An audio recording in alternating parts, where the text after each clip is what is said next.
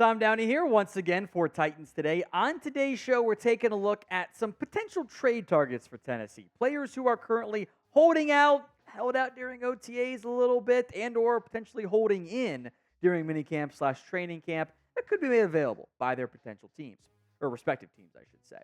So will the Titans end up making a trade this offseason? Get your votes in for me. 1 for yes, 0 for no. As promised, we have the shout-out winner from the last comment the most times, get a shout-out challenge. That's Lil Beef Bite. Love the username, my friend. 39 individual comments. Maybe someone can beat that today. So first up on the holdout trade targets is Bengals wide receiver T. Higgins. Makes sense. He's been mentioned many a time before overall. Now, Tennessee, I think, is fine at wide receiver right now. But Higgins has ties to Brian Callahan. It kind of does make a little bit of sense in terms of maximizing the roster shorter term and longer term, as expensive as that might end up being if you want to choose to pay T. Higgins. Now, of note, if you trade for one of these big-name receivers we're talking about on today's show, it doesn't make sense to keep Hopkins, Boyd, and Burks. One of them would have to go. In the interest of making the trade idea is different, we'll trade a different player each time. But that'll come in a little bit. Higgins is a really good football player. He might even be better than Calvin Ridley. And I like Ridley. I think you got a really good 1A, 1B scenario there. His numbers dipped this year. He was banged up, which is a valid red flag in terms of paying him. And it was a fair question mark about the Bengals' injuries at quarterback as well. Now, what you'd have to figure out here is how much are you paying Higgins? Because he did request a trade, by the way. Don't forget that. I don't think it's going to happen, but he did request a trade. Does he want top 10 wide receiver money? That starts to approach $25 million. The next highest paid wide receiver bucket, what is noteworthy here is that Higgins allegedly wanted to get paid about Michael Pittman dollars. That market's only gone up. I think that's your floor now, $23.33 million. Higgins is making $21.82 million on the franchise tag. So if you did trade for him, you'd want to get an extension done just to at least bring down that cap hit and not have it be so large in the first season. The Bengals are in okay shape long-term at wide receiver. Burton, Jones, and Yoshivas were all recent draft picks, but they want to win games now. So I'm trying to meet the Bengals halfway and say, hey, you want a veteran receiver to win you games? How about this? And this might be too expensive for Tennessee, which I get. Titans get the better, younger wide receiver in T. Higgins. Bengals get a conditional third-round pick, playing time, playoffs, etc., and DeAndre Hopkins. Hopkins and Higgins' role would be kind of overlapping, and the Titans end up paying a third to have the longer-term control over Higgins for a player that the Bengals have an exceedingly high asking price for, by the way. So name a player who you want to trade for. Go ahead and drop that player name with the pinned comment of today's show. There are receivers who are holding out, so they do make up the majority of today's show. It's just how it goes sometimes. Courtland Sutton. And again, this is kind of similar to the DeAndre Hopkins role, I think, but we'll mix up who gets traded. Plus, I think Hopkins is better than Sutton, so it kind of defeats the purpose a little bit there. Sutton wants a new deal. He at least wants a little bit of a pay raise. He has been kind of a disappointment relative to the contract he signed the last few seasons. I don't know how much he'd want. Does he want to push for top 20 money? That Cal really doesn't seem too bad now, does it? It's all the way down at 14. If he wants more than like a million or two bump pay raise, I'm not interested. The biggest issue you run into here, realistically, is Denver doesn't have anybody behind Sutton. Marvin Mims, who might end up being the piece. Josh Reynolds is like a classic number 3 wide receiver that doesn't move the needle for you in a major way. Troy Franklin was a pick out of Oregon who was an early day 3 pick. Can't be your number 1 or number 2 in year 1, at least as a plan. Tim Patrick's good when healthy. He ain't been healthy. So my trade idea, I think about a 4th round pick is what the value is for Courtland Sutton. You can throw in Treylon Burks. Like at that point, Burks is receiver 5. Go get something else for him. I don't think the value would be great there. Of the names we discussed today, the 5 guys, least intrigued by Sutton. Now you can get the J.C. Latham rookie jersey over at chatsports.com/Latham. Link will be in the comment section and the description of today's show. It is the official NFL jersey of the Titans' first round pick. Get yours today in time for the regular season. Chatsports.com/Latham.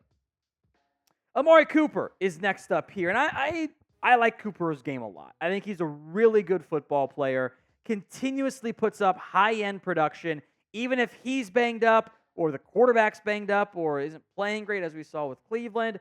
And as long as the team doesn't get mad at him for not being vaccinated, Dallas, it ends up being fine. He wants a new deal. Remember that highest paid receivers, the next 10 guys? He's on there, tied for $19 to $20 million. He's older than most of these guys in the top 20, so maybe it just ends up being like you just give him an extra $20 million more and guarantee him some contract stuff there. The issue for Cleveland, well, they kind of need him. And that's why some of these players know that they can hold out and kind of push the edge a little bit. Cleveland can't go into the year with Jerry Jeudy, Elijah Moore, and Cedric Tillman. That's worse than what Denver had last year, and they couldn't pass the ball at all. So they kind of need Amari Cooper. My trade package is fairly similar to the one for Courtland Sutton. I think they're given the age for Cooper, I think they're decently similar statuses there. Tyler Boyd gets to go back to Ohio, which would kind of suck for Boyd. You joined with Brian Callahan.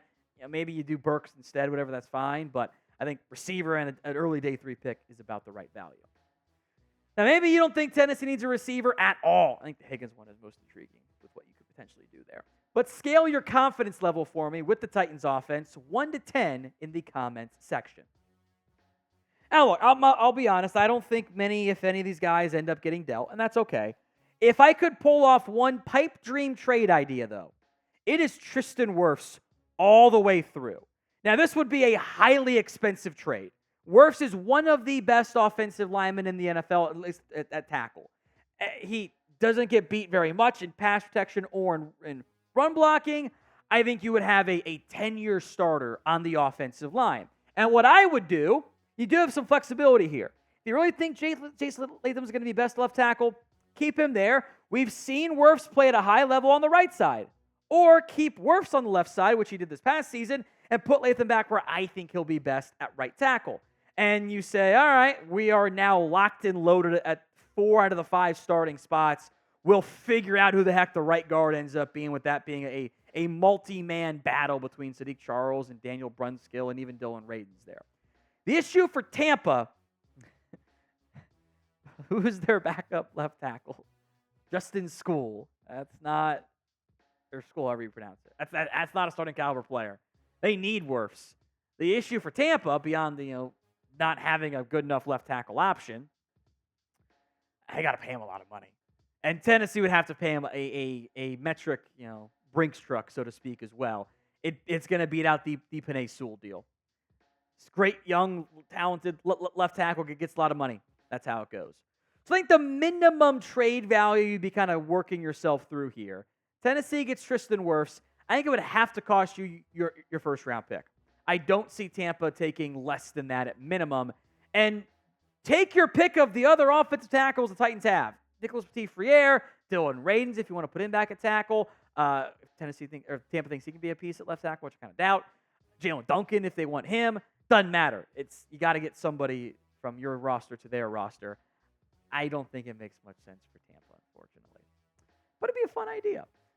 And we like to have fun here at Titans Today. We'll give you guys videos all throughout the offseason, even though there's really not much going on right now. Hit that sub button at youtube.com/Titans Today. I did want to get one defender in here. I didn't see any safety holdout targets, so we kind of just skip over that one. And this one's just kind of weird. It's Hassan Reddick, who played really well in Philadelphia and Carolina and Arizona as a pass rusher. He's been super productive over the course of his NFL career once he kind of got his position stabilized. What's noteworthy here is Reddick has not shown up to Jets training camp because he wants a new deal, which the Jets knew when they traded for him this offseason. A 2026 third-round pick that becomes a second if he plays 67.5% of the snaps and gets 10 sacks, which is kind of doable for Hassan Reddick. Sounds like the Jets thought they were on the same page, that there would be no contract extension, and then Reddick decided he didn't like that after all and has barely spoken with head coach Robert Saleh. It is highly irregular for a player that got traded that offseason to a new team to have issues with his new team already. The last time I remember it in a major way, and it was an even more extreme version, Antonio Brown, which is maybe not the same sentence you want to be a part of in terms of impact there. It was the end of the time in Pittsburgh. The Bills trade fell through, flipped to the Raiders a few days later, had the wild frostbite thing where he went into the crowd chamber with wet socks, which honestly is one of the dumbest things I've ever heard in my entire life. Ended up getting cut by the Raiders after a weird August holdout situation where he didn't like his helmet that the NFL was mandating that he wear. It was all really weird. Ends up getting cut by the Raiders, and then eventually flames out again in Tampa. The Titans are in good shape with their top two edges. Harold Landry, Arden Key fit really well. Reddick would fit really well with this defense. I'm intrigued about Caleb Murphy. Jalen Harrell was a draft pick out of Michigan. Rashad Weaver was a draft pick out of Pitt a few years ago. But Reddick would be a huge boost to that pass rush. But you'd have to make the money work. And that's kind of the tricky part. Clearly, he wants to get paid. I would not be trading for Hassan Reddick and saying, we're not going to pay you, because that's the issue in New York. And I don't know if it makes financial sense for Tennessee to drop even just, say, $20 million on him on a per-year basis.